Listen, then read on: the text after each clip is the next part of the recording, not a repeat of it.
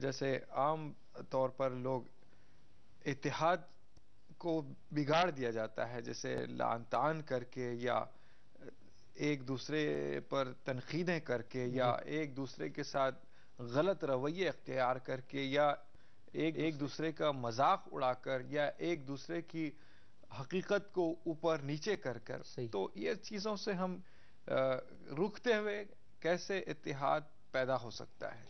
اللہ تبارک و تعالیٰ نے اپنے کلام مجید میں دیگر اقوام کا بھی تذکرہ کیا، ان کے معبودان باطلہ کا ذکر کیا اور بتلایا وَلَا تَسُبُّوا الَّذِينَ يَدْعُونَ مِن دُونِ اللَّهِ فَيَسُبُّوا اللَّهَ عَدْوًا بِغَيْرِ علم، کہ دیگر اقوام جن معبودان باطلہ کی پرستش کرتی ہے ان باطل معبودوں کو بھی تم برا بھلا مت بولو. جہالت میں وہ پلٹ کر معبود برحق حق تبارک و تعالیٰ کو برا بھلا کہنا شروع کر دیں گے، تو رد عمل کے طور پر ادھر بات آئے گی.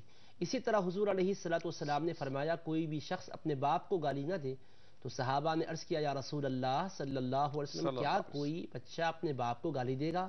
تو آپ علیہ السلام نے فرمایا کہ وہ کسی اور کے باپ کو گالی دیتا ہے تو پلٹ کر وہ شخص اس کے باپ کو گالی دیتا ہے، تو اگر یہ گالی نہ دیتا ہوتا تو وہ پلٹ کر اس کے باپ کو گالی کیوں دیتا؟ اس نے اس کے باپ کو برا بھلا کہا، اس نے اس کے باپ کو برا بھلا کہا، تو گویا خود ہی تو اپنے باپ کو برا بھلا کہلوانے کا سبب بنا ہے. تو حضور علیہ السلام نے اس صلی طرح اللہ سے علیہ ہدایات دی ہے. اب دیکھیے بہت سی روایاتوں میں ملتا ہے کہ اللہ کے حبیب علیہ السلام نے لحاظ کرنے کا حکم فرمایا ہے.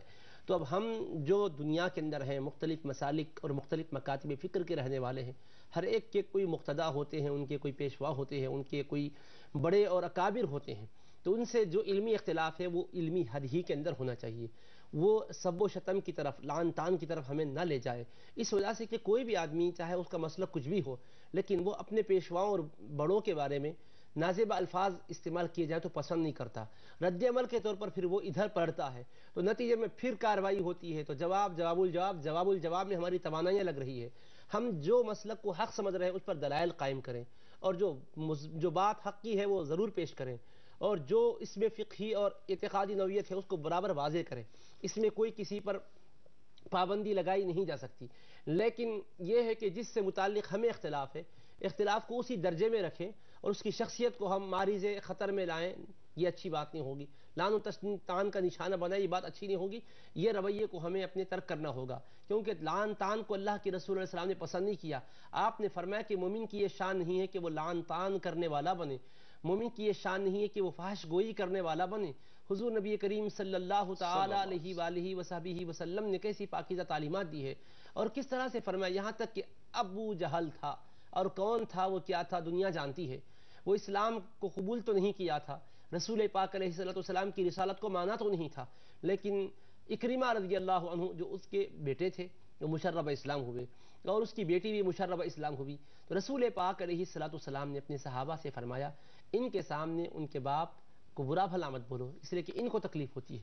تو اپنے مومن اپنے صحابہ اور اپنی صحابیات کا خیال کرتے ہوئے ان کے باپ کو، جو کہ ہے تو غلط ہونے میں ادنا بھی شک شبہ نہیں ہے، ان کے غیر مسلم ہونے میں کوئی شک شبہ نہیں، کافر ہونے میں کوئی شک شبہ نہیں، اس کے باوجود حضور علیہ السلام نے نام لے کر ان کے برائیاں بیان کی جائے اس کو پسند نہیں فرمایا. تو ہم اس سے اندازہ کر سکتے ہیں کہ ہم کسی کے اکابر کو اگر لعن و طعن کا نشانہ بناتے ہیں تو نتیجتاً یہ بہت ہی برے حالات کی طرف ہمیں پہنچا رہا ہے. بہرحال جو ہو چکا ہم کو غور و فکر کرنا چاہیے.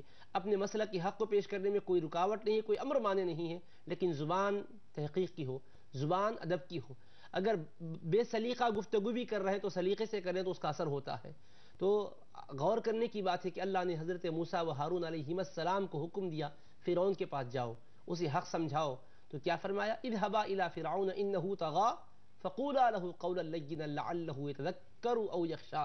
یہ فرعون کے پاس جاؤ، یہ سرکش ہو چکا ہے، اور اس سے نرمی سے گفتگو کرو، اس امید پر کرو کہ ہو سکتا ہے وہ نصیحت حاصل کر لے، خدا سے ڈرنے والا بن جائے.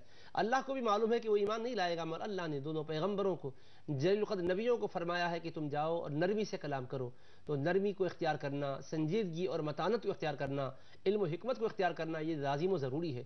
اللہ پاک نے فرمایا ادعو الی سبیل ربک بالحکمۃ والموعظۃ الحسنہ وجادلہم باللتی ہی احسن، کہ حکمت کے ساتھ دلائل قطعیہ کو قائم کر کے، حجت و برہان کو مکمل طور پر بیان کر کے اپنے مسلک کو ثابت کرو، حق کی طرف، اللہ کی راہ کی طرف بلاؤ اور نصیحت سے کام لو. اور اگر بحث و مباحثے کی نوبت آ رہی ہے تو احسن طریقے پر بحث کرو فرمایا. بحث کی نوبت آئی ہے تو جیسے چاہے کرو نہیں فرمایا، باللتی ہی احسن فرمایا، ادفع باللتی ہی احسن فرمایا کہ احسن طریقے سے باطل نظریے کو رد کرو، اور اس کے بعد کیا ہوگا؟